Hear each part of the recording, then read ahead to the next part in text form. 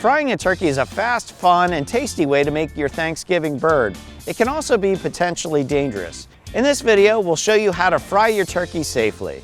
There's two questions when it comes to oil when you're frying a turkey, and that's what kind and how much. As far as what kind, I recommend peanut oil. Peanut oil has a high smoke point, so it's going to last longer. It's also not going to give your turkey any off flavors. As far as how much oil to use, the nice thing about this turkey fryer pot is it does have a max fill line. But the most important thing is to know that you need enough oil to cover your turkey, but not so much that it spills over and creates a fire. One way to be extra sure you've got the right amount of oil is to take your turkey before you cook it and place it in the fryer pot.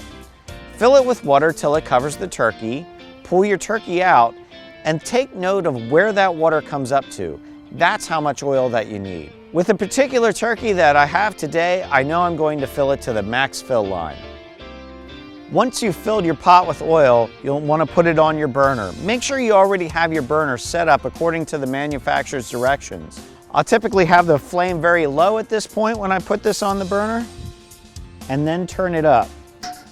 You can adjust the air intake to get as blue of a flame as possible. On a windy day like today, it's not uncommon to have some yellow flame.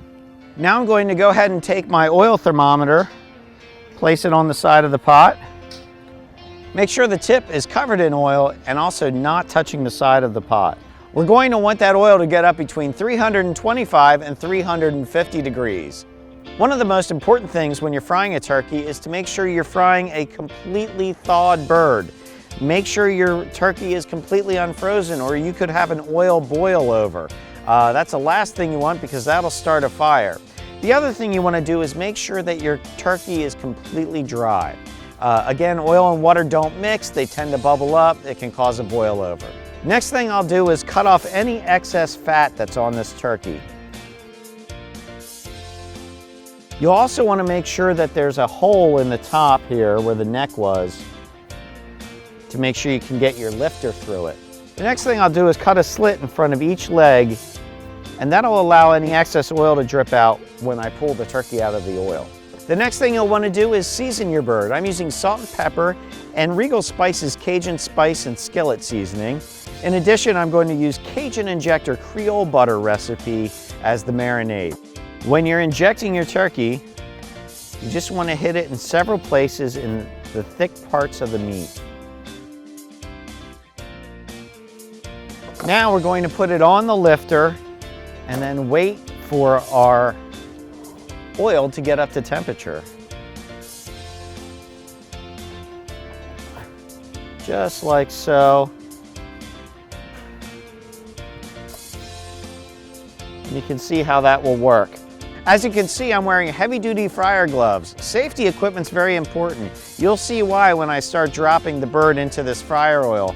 In addition, a fire extinguisher is always a good idea. I'm going to take the thermometer out while I load the turkey into the fryer. When I'm done, I'll replace the thermometer. Now, when you're putting the turkey into the fryer, the slower you go, the better. This will help prevent a boil over. It should take a full minute for you to dunk this turkey into the fryer.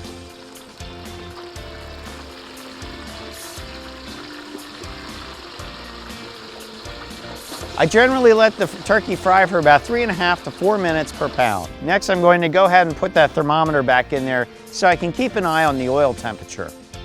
Okay, I fried this turkey for about 3.5 minutes a pound. I'm going to go ahead and take it out. First thing is I'm going to take out the thermometer so I don't knock it out. And I'm going to gently lift this out of the fryer.